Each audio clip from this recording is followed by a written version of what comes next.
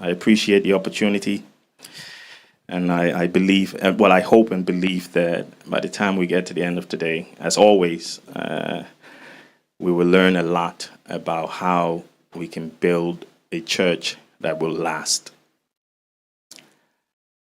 I would like to, before I start, thank the women of Temple of Grace.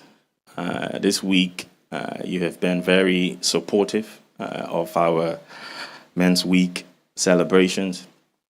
And on Tuesday, if you didn't turn up, I think there was only going to be 10 or less of us on Zoom. And I'm sure you felt as excited as I was. We've done Men's Week for a few years now, but this one has made me so excited. On Tuesday, listening to our young men and one old man speak, I felt excited that we might not always see that we're building something good, but we are building something good in the Temple of Grace. So I'm grateful for that. Thank you, women. Thank you for supporting us.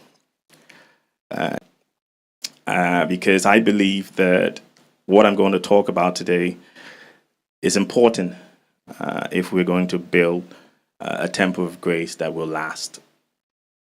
And I've already butter up the women. So when the message starts to progress and I'm hitting on you, at least remember the buttering. So don't get angry. Similarly, with the men, today's message, if I'm being honest, is not one that I appreciate. It's not one that I want to deliver because I don't believe I have the capacity to do the things that I'm going to ask the men to do. But, when God asks you to do something, you have to oblige, even though I don't like the message. So the message I'm going to give today, I don't like. I don't like it at all. So let me lay some premises and then we'll go into the message.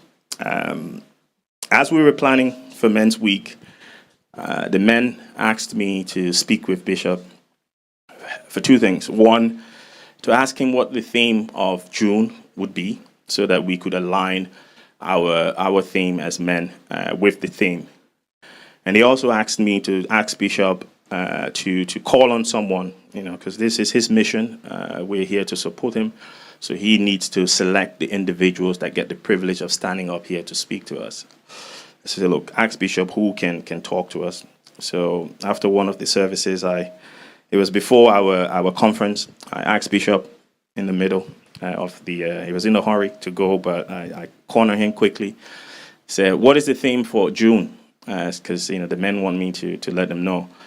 And he said, our month to build with goodness. So he said, maybe the theme for the Men's Week could be the good man. I'm like, oh yeah, that's good. I like that. And then I said, secondly, they want me to ask you to identify someone who can come and speak to us today at the end of our Men's Week. And swiftly he said, why don't you do it? Now, I'll admit something today. I actually enjoy preaching, right? I love it. I don't want to be a pastor because I don't think I have the discipline of a Pastor Safo or Pastor Felicia, for example. But the preaching part of it I like. There's certain parts of the church work that I like, and it's the preaching, the shepherding and all that other stuff that we leave it with Pastor Safo and the other pastors to do. All right. So when he asked, I didn't hesitate. I was like, yeah, I'll do it. And then he turned around to walk away. God, he said the theme, good man, and then God gave me a different topic, right? And I'm thinking, that don't align, right, with what I should be talking about. And plus, I don't want to talk about it. I don't like that topic, God. And so we progressed. And then we came into our conference week. And I was here on the Wednesday, and I listened to Mama Ellen speak about Noah and about patience.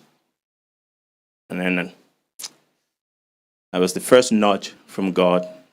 As we know, when God asks you to do something, there is usually confirmation, all right? So that was my first confirmation that he wanted me to speak about that. Because if you do your research on Noah, I think Noah was about 500 years old before he started having children. By the time he was building the ark, he was 600. Now, scholars believe it took between 55 and 75 years to build the ark. Now, he was married. You can imagine the kind of pressure he was under from his wife. Like, what are you doing here? Every day you're building this thing, you can't finish. Where's the rain? Ooh, I don't see no rain, kind of thing. And to be able to be persistent as he was and do that, that was the first confirmation that I needed. And then on Thursday, Ray was talking to us, and he kept reminding us, oh, please make sure you come on Friday. Please make sure you come on Friday. And sorry, I'll keep you guys long today. Forgive me. I know I always complain when Bishop keeps us long, but I want us to really nail. And there's some jokes I want to drop in just to make it a bit. So when Ray was saying that, I was like, oh, okay. Ray knows a lot of people, right? So maybe he's talking to me personally. Maybe he invited someone that he wants me to come and meet. So I have to be here on Friday. So I came on Friday. And we're talking about building to last. And then he talked about marriage. Marriage. How does that have anything to do to building a church, right? And then he went through, took his time.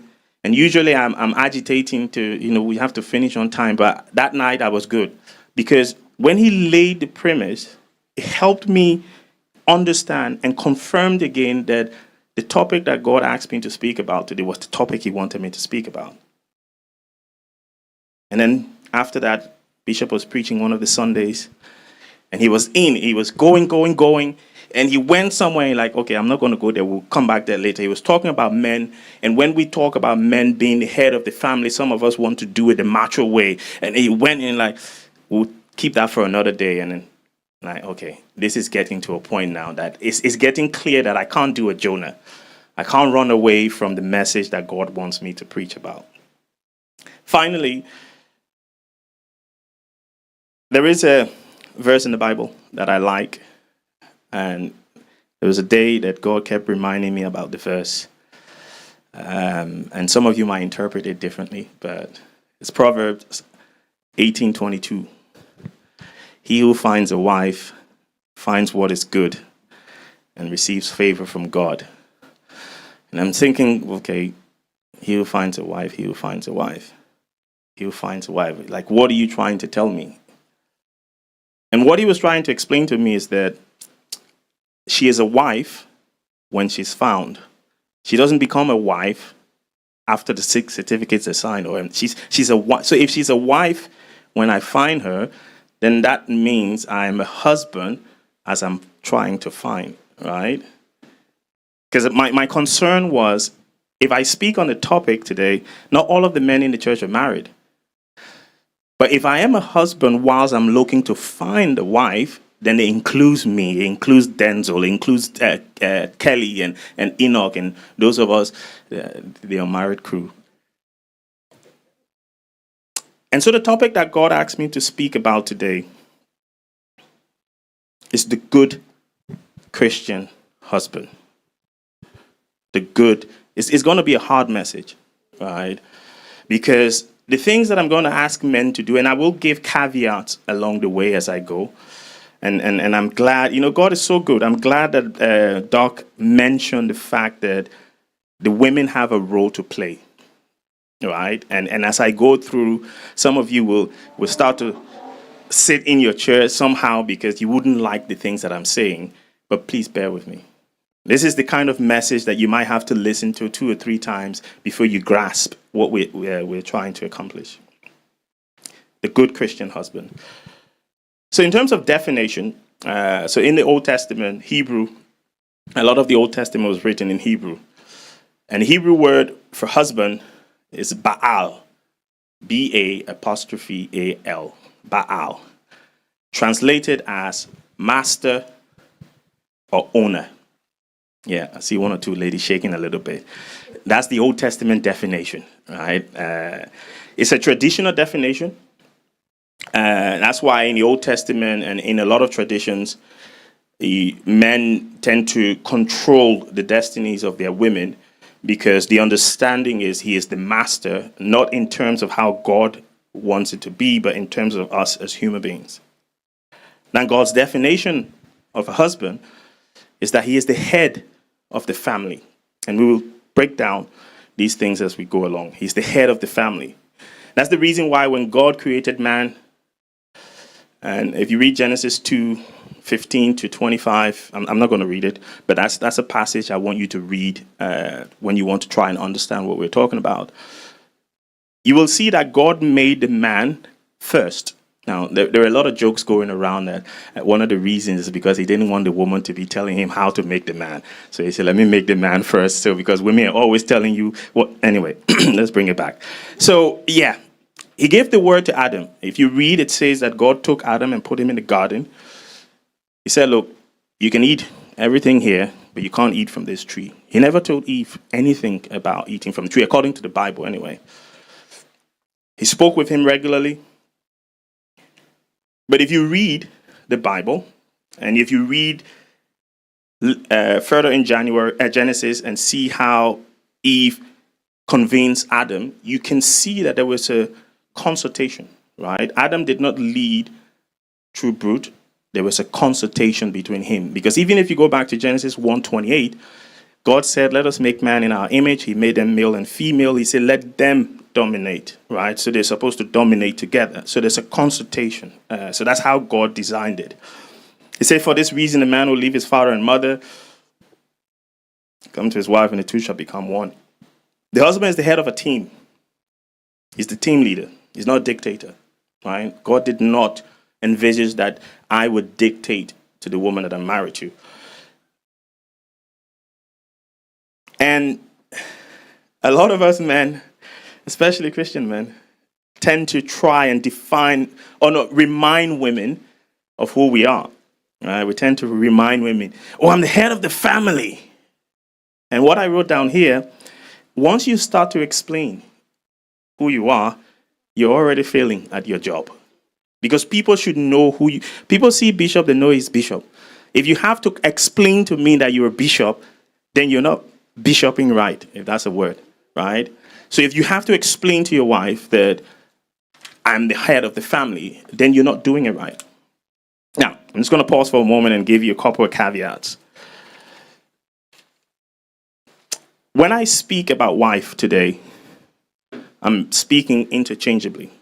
So I'm talking about your biological wife, that's in the woman that you're married to, but I'm also talking about the temple of grace. Right? And you will understand as I go along. Because as a Christian, to be a good Christian man, you must be consistently good to the temple of grace and to your biological wife. So when I talk about the things that I will talk about later, I'm talking about both of these interchangeably. So you have to understand I'm talking about your relationship or how you relate to your wife at home, but also how you relate to the temple of grace. Because usually the way that you will relate to your wife in your house is how you will relate to the temple of grace. And secondly, and I might say this a few times more, to the leaders of the women, please remind the women that this message is not intended for them to abuse us. It's not intended for them to say, oh, you heard what he said the other time. You have to do this. You have to do this. Even if I do this, you still, that's not the intention. Because you have your role to play. And I'll touch on you briefly because this is not about you today. It's about us as men. Because we have a great role to play. So what is the role of a good husband? So I'm still setting my premise before we come to the main part of it. So the late Reverend Dr. Miles Monroe, someone who I am fond of and I read a lot of his work, defined a husband as housebound. Housebound meaning the husband's role is to keep the family together. Right? The role of the husband is to keep the family together. That's why you can't be the first one to always threaten to leave. And I'm talking to myself as well. Right? Because when I was married, I used to threaten to leave sometimes. Right? You can't always be the first person to threaten to leave because your job is to keep the family together. I remember February 2020 upstairs. I think it was the first Created and Blessed. And Bishop was talking to, I remember because my ex-wife at the time was in Liberia and I was here, Sarah and I, and Bishop said, dropped her to the house so that Michelle can do her hair whilst I have the freedom to participate in the couples retreat. And Bishop said something that really annoyed me, like really, really annoyed me. And most of the time, and I'll be honest with you, a lot of the times when I was married and Bishop would give me advice, I'll disagree with the advice because I didn't think it was fair, right? The kind of things he was asking me to do, they were not fair. And as men, we believe in this fairness and justice thing. And by the time I get to the end of this message, you realize that we need to throw that away. Because when it comes to dealing with women, the church, right, and your biological wife, there is no justice and fairness, right? No justice and fairness. Some of the things that they will do to us and expect us, and that's why I keep saying the leadership of the women need to talk to their women to not use this message to beat us with it. Bishop said, he was talking to the group, that when you're a man and you get married to a woman, you should take your heart and put it in cold water like that. And I'm sat there, I'm like, I almost walked up to Bishop and like, was he smoking, right? Like, because I'm sat there thinking, how can you tell me that the madam will say horrible things to me, she will abuse me, I'm not saying that's what was happening, I'm just saying hypothetically, and you expect me to just like, because that's what he was asking us men to do. And I'm like, I ain't doing that. I can't do that. And by the time I get to the end of today, most men will be saying, I'm not doing that. But that's what God wants us to do, to be a good Christian husband. Being a husband is about what we do. It's not about the wife. It's not about her attitude. It's not about her actions. It's not about what she does to support you, to help you, to whatever. It's about you as a man. What you do. It's all about you. Being a good husband is all about you.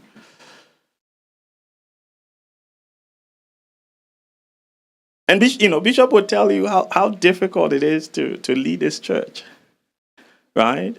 And he said many times from this pulpit, some of the things that people whom he'd helped, he spent up late at night, got into car crashes for, have done to him. But the church is his wife, as it is all of the men in the Temple of Grace. This is our wife as well. And it's difficult to lead this church. And what I'm going to ask us to do today is even more difficult. And if we look at the biological wife, and this is from my personal experience, this is not, I can give you biblical references, but I'm not going to do that. This that I'm about to say is from my personal experience. Women are the most difficult people to lead. True. Right? They are the most difficult people to lead. Very. One, keeping quiet for a woman is like condemning them to hell, right? There are times I've been dating people and you sat in the car with them and you just want some solitude, right? Because you've got some things going on that you just need to process. And for 2 hours you're driving and this person is just, and you look and you think, you want to say, can you take a break for a moment? But you know what problem that's going to lead to. So you're just sitting there and just, yeah, okay, what? No, she didn't. Okay, yeah, let's go. Like,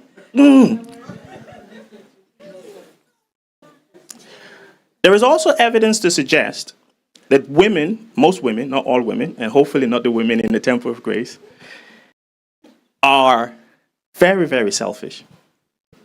Very, very. And I'll give you the data to back it up. So between 2004 and 2018, there was a longitudinal study done in Denmark. So longitudinal study, as Doc can help me, is probably the most objective of research data collection because you're not asking people for their opinions, right? You're observing what they're doing. You're collecting data of their day-to-day actions. So it followed working people for 14 years in Denmark, one of the most liberal countries in the world. It's not Africa. So you can't say, oh, well, it's a patriarchal society. This is a liberal, very equal society. And what the study found, what the data found, was that whenever men had a permanent 5% increase in their income, they took on more responsibilities. So they either got married or had more children. In the same study, when women had a 5% permanent increase in their income, they were 4 times likely to take on less responsibility, i.e., they will either leave the partnership or refuse to have children. What the message communicated was, and what the data communicated was that men, when it comes to resources, we're happy to take on extra responsibility. Women, when it comes to resources, like, That's why you hear things like when women do well financially, oh, I don't need a man, I can pay for myself, all right? Which suggests that they believe that we only exist as cash machines and ATMs and whatever. There is also data to show that 70% of divorces in the West are filed for by women. Right? 70% of divorces in the West. Women are leaving marriages 70% of the time. And the number one reason that women are given is unhappiness. Oh, I'm not happy anymore. And because what that translates to is loyalty, and I'm going to leave women soon. I'm just laying some foundation because I think I'm losing some of you. What that tells you is that women are more loyal to how they feel, whereas men are more loyal to responsibility, right? Again, the data is there. I can send the studies to you if you want them. And when I look back to Genesis 2:15 to 25, I sometimes think of God, I'm like, I think there are 2 reasons why he put us to sleep when he created the woman, right? And this, again, is my experience and my understanding. I found God to be someone who loves comedy. God loves to laugh. Because one of the things that men try to do a lot is try and understand women.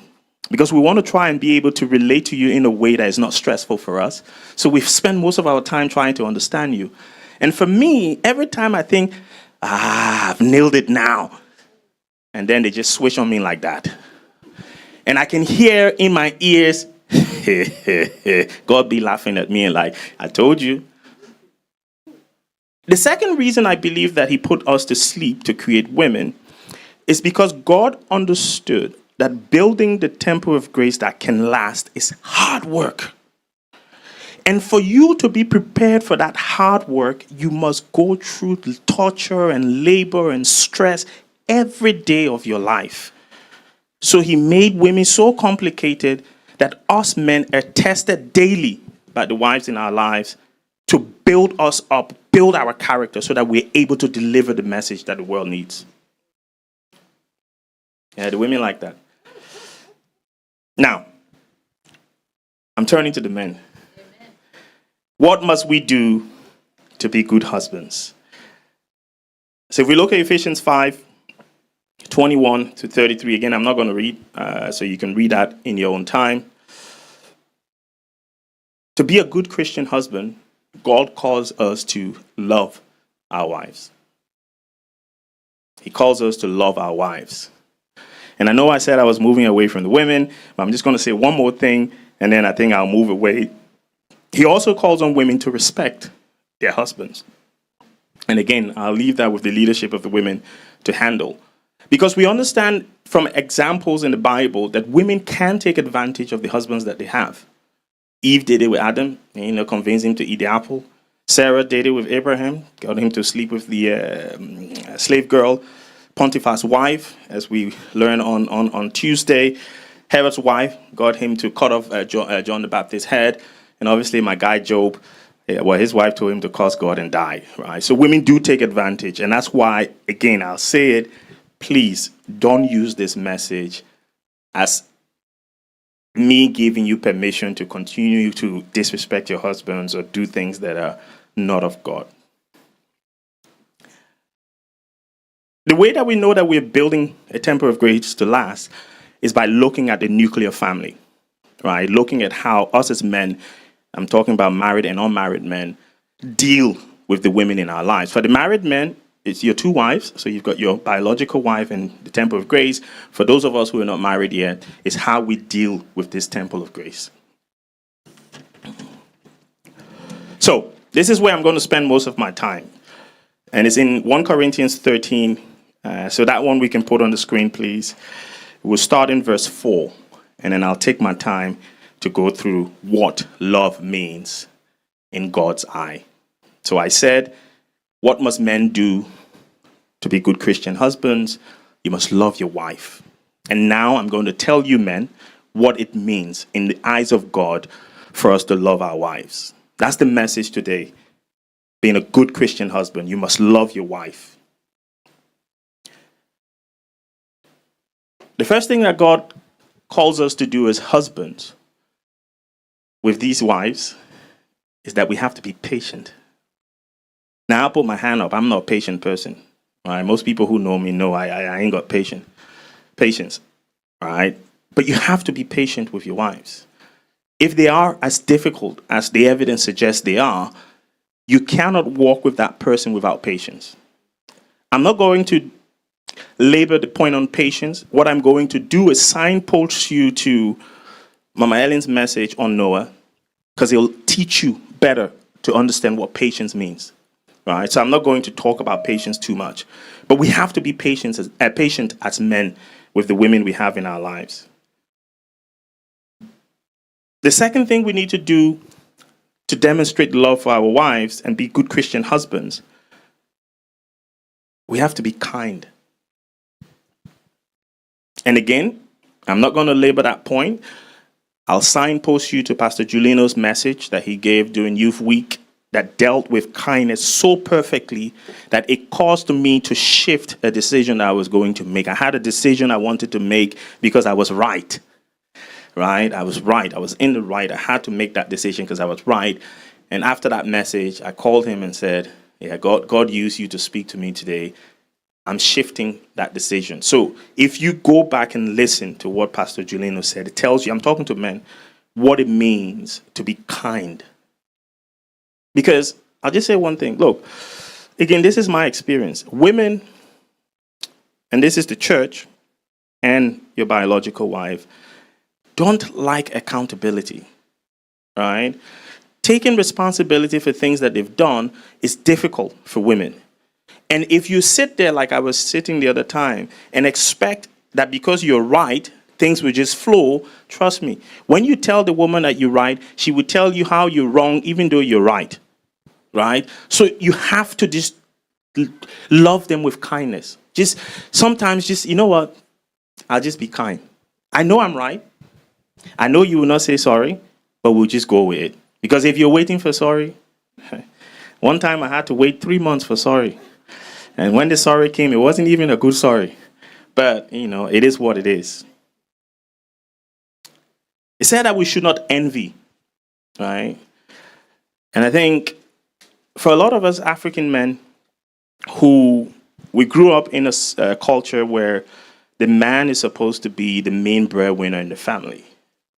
Coming into a Western culture like we live now, where society is different. Women, when I was married, at some point my wife was making more money than I was. Thankfully, the way God made me, I'm not envious. Not all the time, sometimes I do. But I'm not envious. But a lot of us are envious of our wives. And you cannot be envious of your wife, right? You cannot. The Bible is clear. If you are supposed to love your wife and be a good Christian husband, you cannot envy her. She spent the time to get the degree. She spent the time to work her way up the ladder. She come home and tell you, oh, baby, I just got a promotion at work today. And you're vexed. Why did she get promotion? And the two of you are supposed to be one.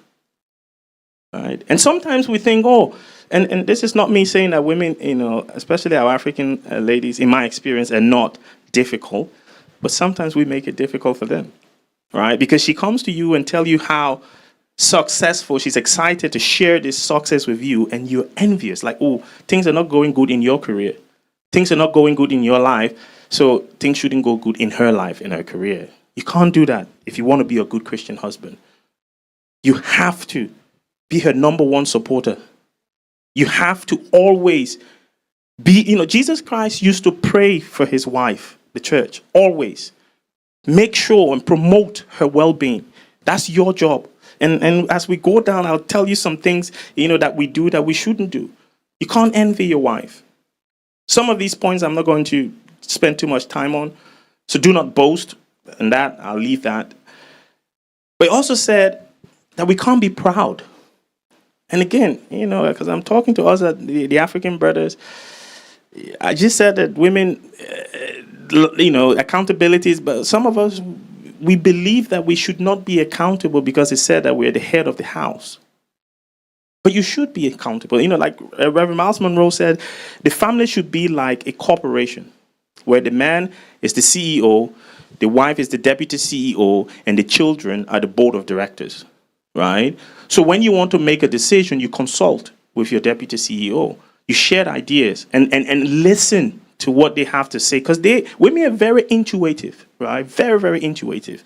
I've been, yesterday I was reflecting and I was counting in my head all of the jobs I've had throughout my life and all of the bosses. I think about 80% of my bosses have been women, right? And they were very good. Very good, because I still have female bosses now, right? They're very intuitive. They have good things to say. There are things that they can see that we can't see. So you can't be proud. You have to listen. Jesus Christ told his disciples, look, if you guys are worried about who's going to be great, then wash your friend's feet, right? That's the role that we are supposed to play. Now, I'm not saying that, when you get home today, Mama Susanna called Doc, said, Doc, they said you should wash my feet. That's not what I'm saying. But what I'm saying is, as men, we can't be proud. We have to humble ourselves, right? If you want to be a good Christian husband and you want to exhibit love to your wife, again, I'm talking about your biological wife and the church, you can't be proud. You can't come to church and you see something like Bishop talks. And let me confess.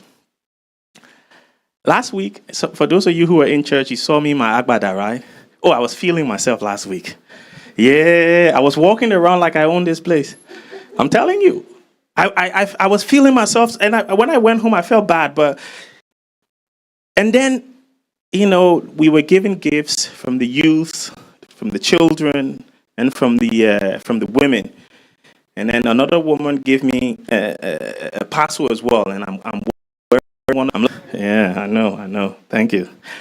And I took off my agbada at the end of the service and put it on my arm like that. And I was walking. I just came back from Nigeria, so I was walking like a chief. I was just walking, like that. I went into the kitchen, and I saw a black bean bag wrapped on the floor.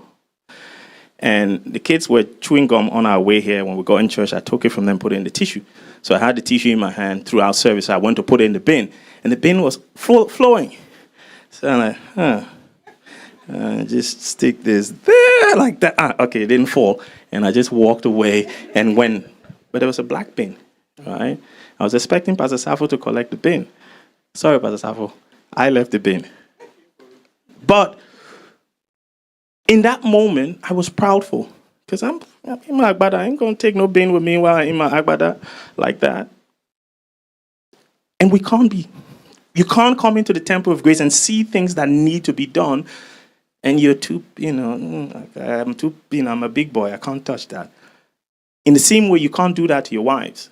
You have to be humble when it comes to dealing with women if you want to be a good Christian husband.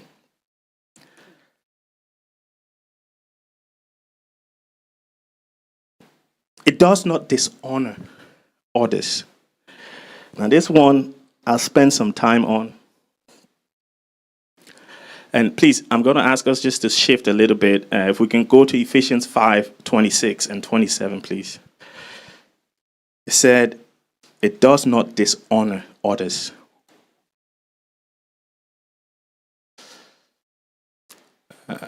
Ephesians 5:26 and 27, please.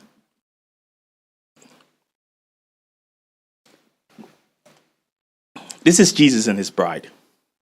All right, this is Jesus showing us how we're supposed to deal with our women. It said, to make her holy, cleansing her by the washing with water through the word. And then 27, and to present her to himself as a radiant church. So I'm just going to stop there for a moment. Some of us are married. And you've used this people's daughter to have children for you. She cooks, she cleans for you. And yeah, she's getting a bit older, and she probably put on one or two whatever that wasn't there before. And you claim that she is your wife, but you speak in ways to her because of how she looks now that you shouldn't be speaking to her as. And I'm talking to us men. Some of us might even go as far as going outside to find someone that is sexy looking, right? Because you prefer, you want size 8, right? So when you married her, yeah, she was a size 8. Now, I'm not going to call numbers, but you instead of doing what you're supposed to do, you go out to look for something that you didn't look. Paul said that, look, your job as a Christian husband is to cleanse her. If your wife looks a way that you don't like, it is your duty as a husband to get her back to the way that she used to be. Wake her up in the morning. Baby, yes, I just registered us for the gym. Come on, we're going to the gym today, right? Go jogging with her. Go walking with her. You don't look at her and speak down at her when you contributed to the issues that, you're concerned about. Because she wasn't like that when you met her. Because if she was, you wouldn't have followed her if you have an issue with it now. Right? Your job, do not dishonor your wife. You speak to them in ways, and you wonder why when you say, baby, let's do this thing together, she's like, right? Let's build together. No. Let's put this together. No. Because you're dishonoring her. Sometimes it's not even what you say, right? Before, you guys used to sit on the sofa and watch TV, and she would put her head on your lap like that, and you'll be playing with the hair. Now, you said her head is heavy or whatever. Like you talk to her in ways that if it was the other way around, you'll be angry, you'll be tearing things, and you can't be a good Christian husband if you dishonor the person you go. And the same thing applies to the church. If there are issues in this church that you dislike, it is up to you as men of Temple of Grace to fix those issues. Not go around and talk about it, or, oh, this thing smells like this, oh, this thing. No, it's our job as men to fix these things. We can't dishonor our women. Right? It says, without stain or wrinkle or any other blemish, but holy and blameless. It is up to you as men to do with your wife what you need to do so that she looks pleasant to you. God, the Bible says he presents her to himself. You have to take your wife.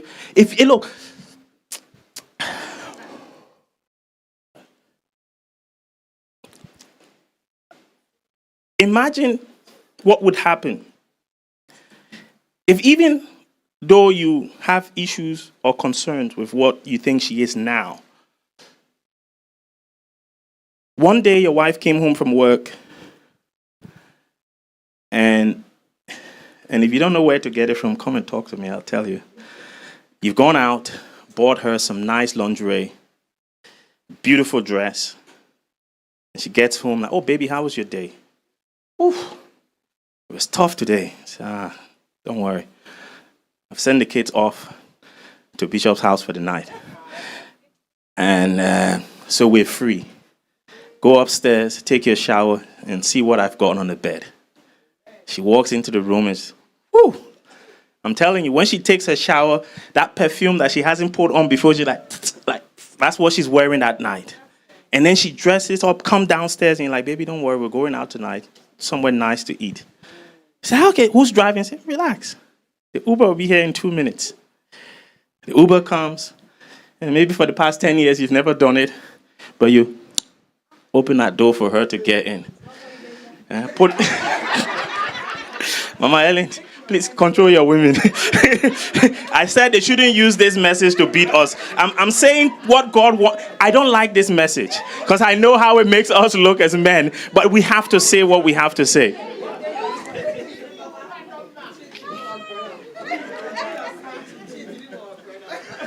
Amen. Amen. And take her to a nice steak dinner. And I know a very good, I see my man David like, I know a nice steak restaurant I can introduce you to. Take her to a nice steak dinner. Get back home. In fact, go one step further. Get to the place, and they bring the drinks menu, and she wants to grab it. She's like, wait, baby. Say, can we have this for the lady, and I will have. Trust me. Listen, I said earlier, and maybe the guys weren't paying attention, women are most loyal to how they feel. You make a woman feel good, you can get absolutely anything you want from her. Anything. We're in church, so yeah. Amen. We can't dishonor our wives. Right? You can't be a good Christian husband and you're dishonoring your wife, because if you're doing it to her in the house, you will do it to the temple of grace. And we can't build this temple of grace with husbands that don't love the temple of grace, that will dishonor the temple of grace. It is not self-seeking, right? So when Bishop was saying in February 2020 that we should take the heart and put it in, that's what he was communicating. It's not about you, right? It's about us. We're a unit now, right? And I know sometimes the women make it difficult for us to be a unit because the society we live in now, right? For years, I refer to myself as a feminist, and I've written a lot of feminist articles. Now I'm more of a gender justice advocate because we've gone past Equality Avenue already, and we're so lopsided in the ways that we're trying to protect women. And again, the protection that women have are needed, right? Women must be protected. But society has gone so far that nowadays, a woman can only just say something and a guy can end up in prison for years. Just say. She don't have to prove anything. Just say, Fidel touched me like that. Pew! Fidel's in prison for the next 5 to 10 years. Just like that. So women have a lot of power. That's why I keep caveating it. Don't use the message to beat us up, right? Because at the end of the day, it's about the unit. And men, we have to always, when you read Ephesians 5:21, it says, submit yourself one to another. So we are supposed to submit. Submission is respect, right? It's respecting your wife, and wives must respect the husbands as well. But I'm focusing on the husbands now. Put your wife first. Do those things that you know will get her to a place that she can be the best that she can be. It is not easily angered. Oh, sorry, we can go back now. Yeah, thank you. It's not easily angered. That's African men, we get angry so quickly. It's not easily angered. And I'll move on to it keeps no record of wrong. And this one is a hard one. Because for men, and this is not a race thing, for men, logic is one of our biggest disadvantage. Right? We try to make sense of everything. And most times for women, it's not about making sense. It's about winning. Even if it means annoying you, they will do whatever it is to win. It's not about making sense. And that is one of our handicaps. We have this need for things to make sense. And with women, you cannot. I give you an example of because I can use myself because it's my story. When I was married, I used to hold on to things a lot. Yeah. Because for me, if I'm right, then you have to apologize. Right? It's only fair, right? If I go and slap Elder Nelson now, he's just sitting there doing nothing, and I go and slap him, I'm wrong. So I should apologize, right? So when the wife does something to you, you're sitting there waiting for an apology, and like I said, sometimes 3 months pass and the apology hasn't come yet. And you're getting even more angry, right? Waiting for this apology. And I remember one time, we weren't married yet. We were in Liberia. I can't remember what the issue was, but we had a falling out, and I was vexed. I was vexed. And we were going to church that Sunday. I can't remember who drove. We weren't talking much to each other as we went to church. And we stood in church singing, clapping and all that kind of stuff. And I'm trying to figure out, like, God, why? Why would she not just say sorry? She knows she's wrong, right? She knows. She wouldn't say sorry. And God said to me,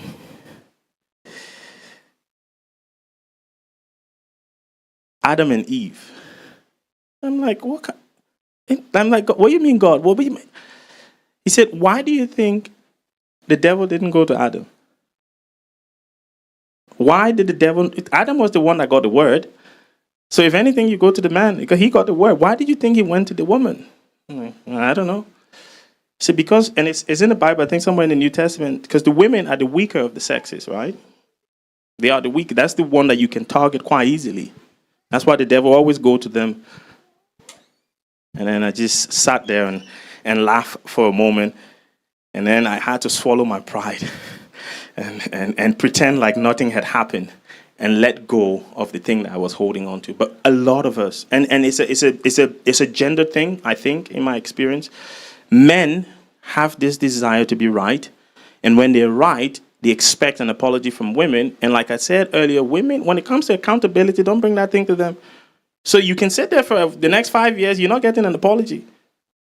Right? And it's not just your wife. It's women in general, in my experience. Even your friends. I can start telling you what some of them have done to me now.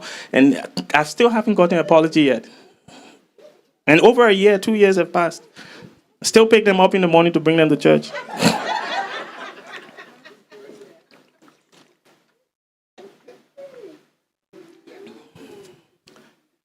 We cannot keep record of wrongs because women will wrong us a lot of the time. And a lot of it, they don't even know that they're doing something wrong, which is why you can't keep. It doesn't delight in evil, always protects, always trusts, always hopes, always perseveres.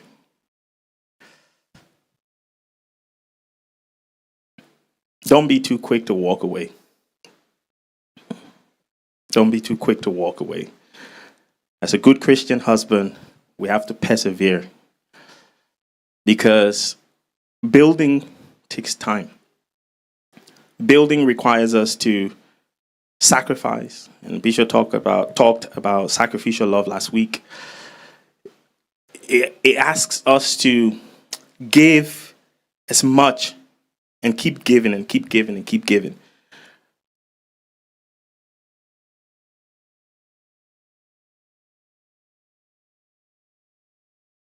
Sometimes, and I was talking to someone yesterday, and they were telling me about an experience of a lady who, from our part of the world, had come to this country, and her and her husband were together and working. Things were good, but not as good as her single friends. All of her single friends were always looking sharp and driving new cars and stuff like that. And she's like, what's going on?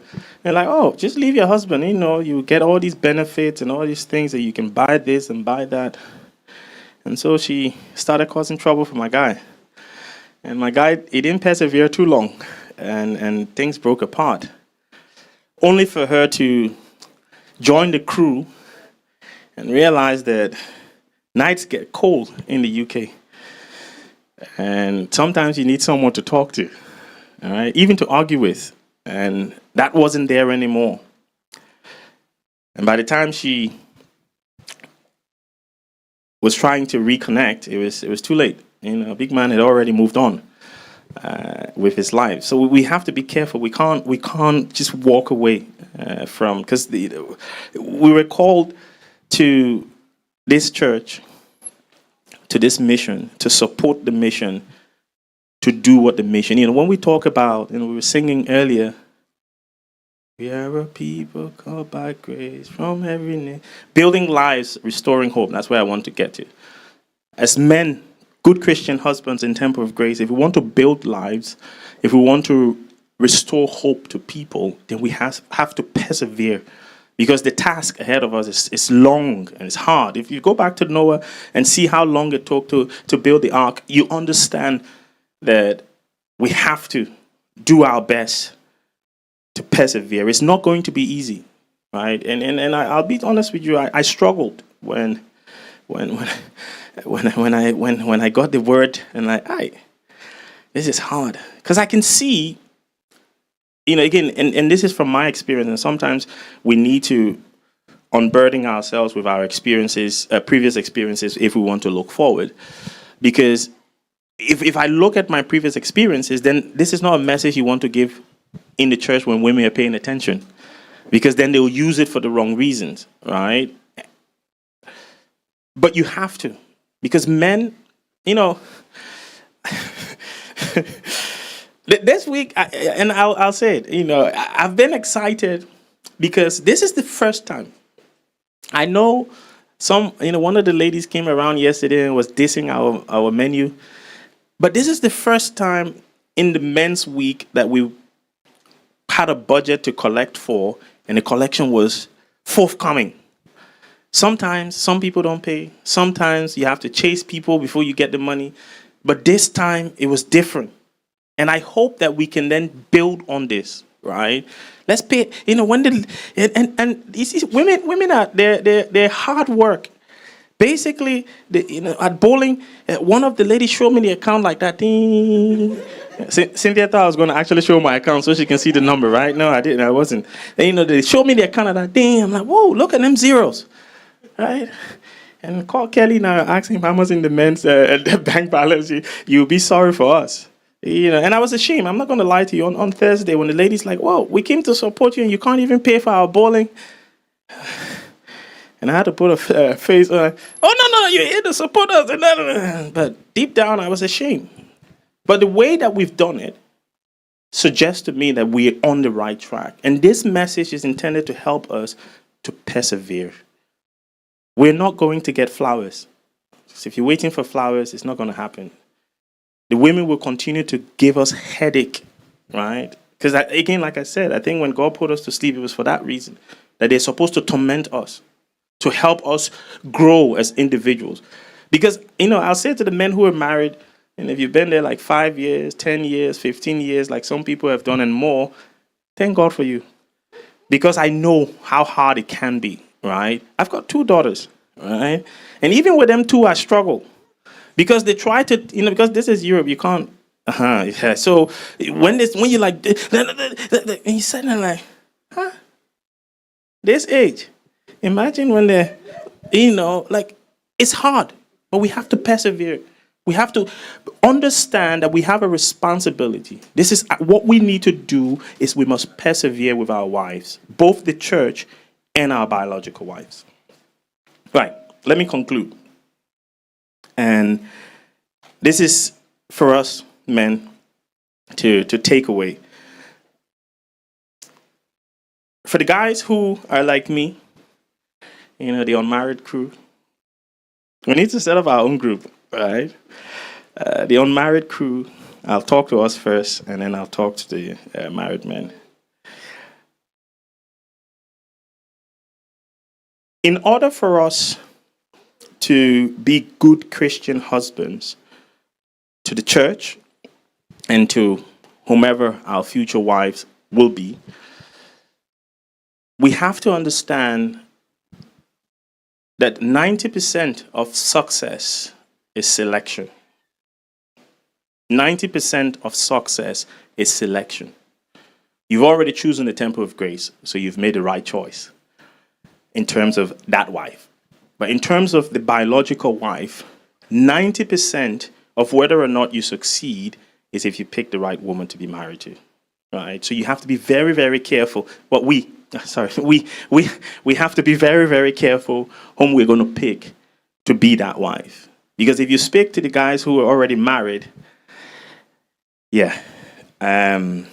obviously for them, they don't have a choice right now. This 90% statistic don't apply to you because you've already chosen. And as Bishop said to me one time when we were going, he said, it's your load. You went and found the load, so you have to carry it. So you've got your load already, just carry it. But this one is for us who are looking to pick up loads. 90% of success is about selection, picking the right person. If you've got the right person, the rest of it is easier. It's not easy, but it's easier to navigate, to be that good Christian husband, to love your wife, as 1 Corinthians 13, 4-7 says. For all of us then, men, the second thing I want to say to us is, in leading women, our wives, and talking about the temple of grace and your biological wife, you cannot give guidance that she cannot follow. You can't give guidance that she cannot follow.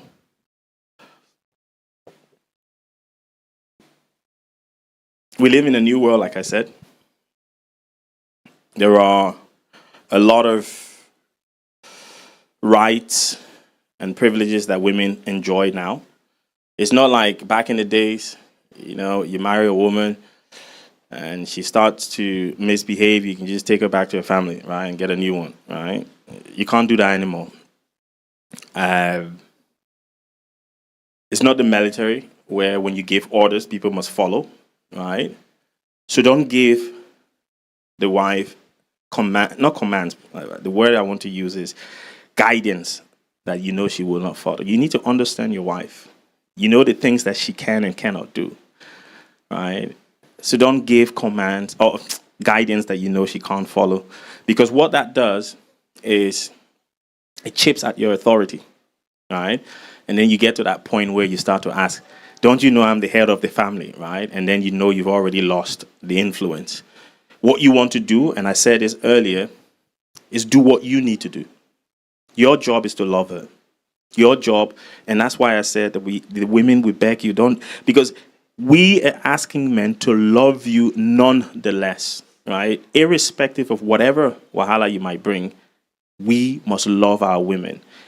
And to do that, you have to be focusing on what you can do, right? That you will not dishonor her, for example. You will not envy her. You'll be patient with her. You'll be kind, right? You will not be proud to say sorry if it means that we can move ahead. You will persevere. The other thing I want to say to us men as well, if we want to be good Christian husbands to our wives, especially to have the authority that we need to lead, is you have to be more competent than your wife, right? You have to be more competent than your wife. And when I say more competent, it don't mean that, you make more money than she does. No, that's not what being competent means. You have to be able to find solutions to problems much better than the person you're leading. You can't be leading me and then I know the answers to the questions. So why are you leading me then, right? You have to be competent. And some of us, we sit and watch our women. I know earlier I said that don't envy and yes, support them to get the qualifications, but you yourself, work on yourself, right? Get the qualification as well. Get that promotion at work as well. So that because again, for you to lead someone, this person has to appreciate your authority, right? You can't lead someone when they can't appreciate. So you need to be more competent. Identify those areas where you need to improve and improve as a man.